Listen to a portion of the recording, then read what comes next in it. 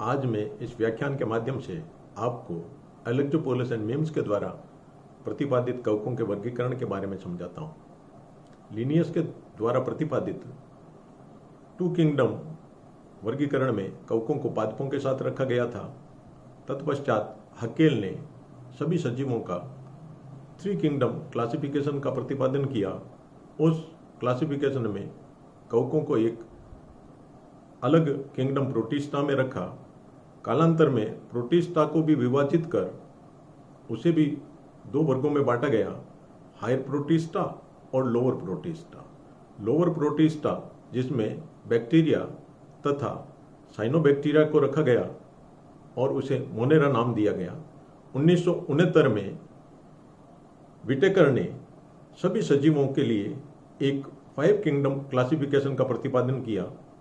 Whittaker के इस classification का आधार ऑर्गेनिज्म की अथवा सजीवों की कोशिकीय संरचना और उसमें पोषण के प्रकार थे।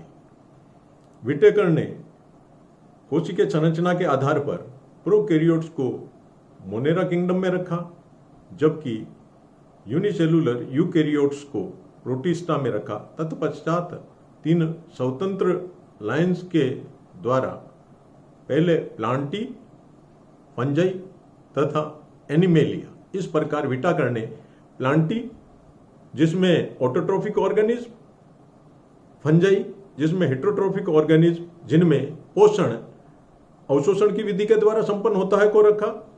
तीसरे एनिमल्स, ये भी हेटेरोट्रोफिक ऑर्गेनिज्म लेकिन पोषण इंजेस्टिव मेथड के द्वारा होता है को रखा गया।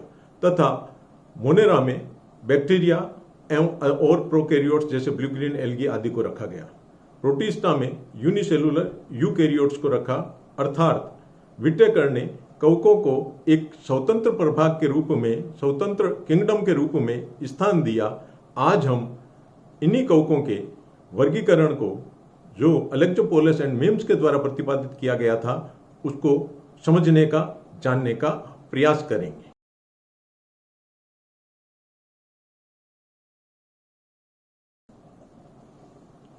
एलेक्ट्रोपोलिस एंड मीम्स ने किंगडम फंजाई को माइसिटी नाम दिया तथा इस किंगडम ने पर्णहरित रहित मृतोपजीवी परजीवी सजीवों को, जिनमें कोशिका भित्ति काइटिन की बनी होती है तथा पोषण अवशोषण की विधि के द्वारा संपन्न होता है, को वर्गीकृत किया। इस किंगडम को एलेक्ट्रोपोलिस एंड मीम्स ने 3 डिविजन्स में विभक्त किया। इनमें डिवीजन का आधार जीवन चक्र में फ्लैजिलेटेड कोशिकाओं की उपस्थिति अथवा अनुपस्थिति, सुकाई में पाई जाने वाली कोशिका में कोशिका भित्ति की उपस्थिति तथा अनुपस्थिति एवं इनके अंदर होने वाले कोशिका विभाजनों में सेंट्रियोल की उपस्थिति व अनुपस्थिति पर आधारित था। ये 3 डिवीजन निम्नलिखित है। पहला डिवीजन है जिम्नोमाइकोटा। जिम्नो मीन्स नग्न, माइकोटा मतलब कवक, ऐसी कवक जिनमें कोशिका भित्ति का अभाव होता है तथा इनमें जो पोषण है वो फेगोसाइटिक मेथड के द्वारा होता है।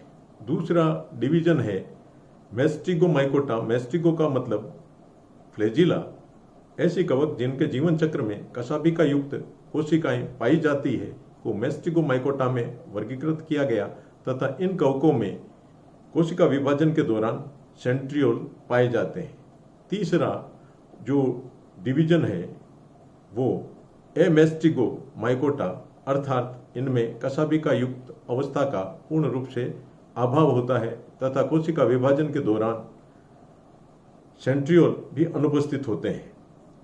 अब आगे के स्लाइड्स में एक एक डिवीजन के बारे में विस्तार से जानने का प्रयास करेंगे। पहला जिम्नोमाइकोटा। जिम्नोमाइकोटा को 2 भागों में बांटा, अर्थात 2 डिवीजन में बांटा गया। इसमें पहला डिवीजन है 1 रेशियो जिम्नोमाइकोटा। 1 रेशियो जिम्नोमाइकोटा में जो थैलस है myxamoeba followed by pseudoplasmodium and finally turns into sporocarp. इसमें केवल एक ही क्लास है, 1 रेशियो माइसिटीज। जो इस जिम्नोमाइकोटा का दूसरा जो सब डिवीजन है वो है प्लाज्मोडियो जिम्नोमाइकोटिना। इसमें Soma mix amoeba with pseudopodia like structure है जो फोलियोज होते हैं, तथा यह ट्रू प्लाज्मोडियम अवस्था भी हो सकती है। इसमें प्रोटोस्टीलियोमाइसिटीज तथा मिक्सोमाइसिटीज 2 वर्ग में वर्गीकृत किया गया है इसे। दूसरा डिवीजन है मेस्टिगोमाइकोटा अर्थात फ्लैजिलेटेड फंजाई। इसे भी 2 सब डिविजन्स में बांटा गया है।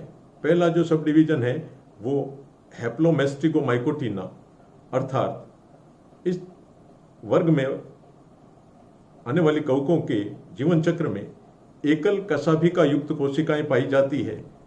इसमें 3 क्लासेज है, वर्ग है। पहला है काइटिडियोमाइसिटीज अर्थात पोस्टीरियरली यूनिफ्लैजिलेट जूस्पोर इस वर्ग की कवकों में पाए जाते हैं। दूसरा है हाइपोकाइटिडियोमाइसिटीज अर्थात एंटीरियरली यूनिफ्लैजिलेटेड जूस्पोर इस वर्ग की कवकों में उपस्थित होते हैं। और जो तीसरा है वो है प्लाज्मोडियो फोरोमाइसिटीज अर्थात इस तरह की जो फंजाई है वो पैरासिटिक फंजाई होती है, तथा इसमें जो सुकाई है वो नॉन सेलुलर तथा मल्टीन्यूक्लिएट होता है। दूसरा डिवीजन डिप्लोमेस्टिगोमाइकोटिना अर्थात जीवन चक्र में पाए जाने वाले चल बीजाणुओं में 2 कशाभिकाएं पाई जाती है, तथा मियोसिस है वो गेमिटेंजियल होती है। इसमें एक ही क्लास है oomaisites।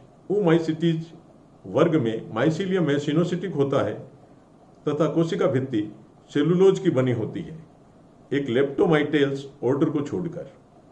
तीसरा जो डिवीजन है एमेस्टिगोमाइकोटा, इस डिवीजन को 4 सब डिवीजन्स में बांटा गया है, जिसमें पहला सब डिवीजन है जाइगोमाइकोटिना। जाइगोमाइकोटिना में जो कवक है वो टेरेस्ट्रियल होती है, पैरासाइटिक हो सकती है, सेप्रोफाइटिक हो सकती है, तथा इनमें जो लैंगिक जनन है वो गेमिटेंजियल कोपुलेशन के द्वारा संपन्न होता है। दूसरा जो डिवीजन है वो एमेस्टिगोमाइकोटिना है। इस प्रकार की कवकों में जो मियोस्पोर हैं वो एस्कोस्पोर होते हैं, जिनका निर्माण एस्कस में होता है। तीसरा सब डिवीजन है बेसिडियोमाइकोटिना। इनमें पाए जाने वाले मियोस्पोर बेसिडियोस्पोर कहलाते हैं तथा इनका निर्माण बेसिडियम पर होता है। चौथा जो सब डिवीजन है जिसे अपन ड्यूट्रोमाइकोटिना कहते हैं, ड्यूट्रोमाइकोटिना में लैंगिक जनन का पूर्ण रूप से अभाव होता है। अब एक एक सब डिवीजन के बारे में जानकारी करेंगे। जाइगोमाइकोटिना में 2 वर्ग होते हैं, जाइगोमाइसिटीज, दूसरा है ट्राइकोमाइसिटीज, जिनके लक्षण उनके नीचे दर्शाए गए हैं। एस्कोमाइकोटिना जिसमें एक ही क्लास है एस्कोमाइसिटीज। एस्कोमाइसिटीज में अलैंगिक जनन है वो कोनिडिया के द्वारा संपन्न होता है तथा इनमें एस्कोकार्प प्रेजेंट होती है। एस्कोकार्प तथा एस्कस के आधार पर इन कवकों को 5 उपवर्गों में विभाजित किया गया है। ये 5 उपवर्ग है हेमीएस्कोमाइसिटिडी, प्लेक्टोमाइसिटिडी, हाइमेनोएस्कोमाइसिटिडी, लोब्यूलवेनियोएस्कोमाइसिटिडी तथा लोक्यूलोएस्कोमाइसिटिडी। इन कवकों के लक्षण इनके सामने अंकित है। बेसिडियोमाइकोटिना में भी एक ही क्लास होती है, जिसमें सोमेटिक अवस्था है वो माइसीलियल होती है तथा डाइकैरियोटिक प्रावस्था है वो जीवन चक्र में प्रभावी होती है।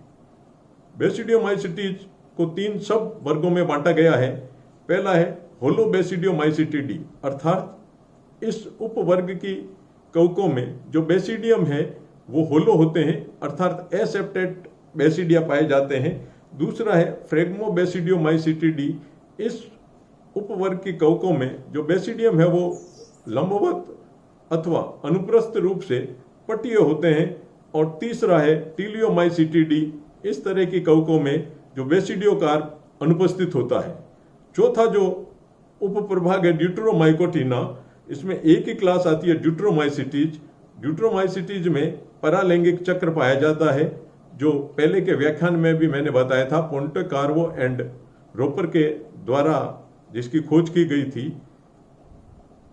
एवं एसेक्सुअल रिप्रोडक्शन इनमें कोनिडिया के द्वारा होता है। इस उपप्रभाग को भी इस उपप्रभाग के ड्यूट्रोमाइसिटीज क्लास को भी 3 उप वर्गों में विभक्त किया गया, एक ब्लास्टोमाइसिटिडी, सिलोमाइसिटिडी एंड हाइमेनोमाइसिटिडी। इनके लक्षण भी इनके आगे अंकित है।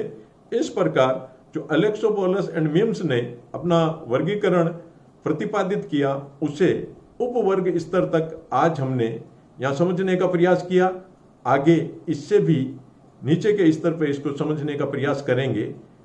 आज का ये जो व्याख्यान है वो महर्षि विश्वविद्यालय यानी महर्षि दयानंद विश्वविद्यालय के छात्रों के लिए उपयोगी तो है ही, इसके साथ साथ जो छात्र प्रतियोगी परीक्षा देते हैं उनके लिए भी उपयोगी सिद्ध होगा। वर्तमान लॉकडाउन की परिस्थितियों ने हमें ई एजुकेशन के क्षेत्र में कार्य करने हेतु प्रेरित किया है।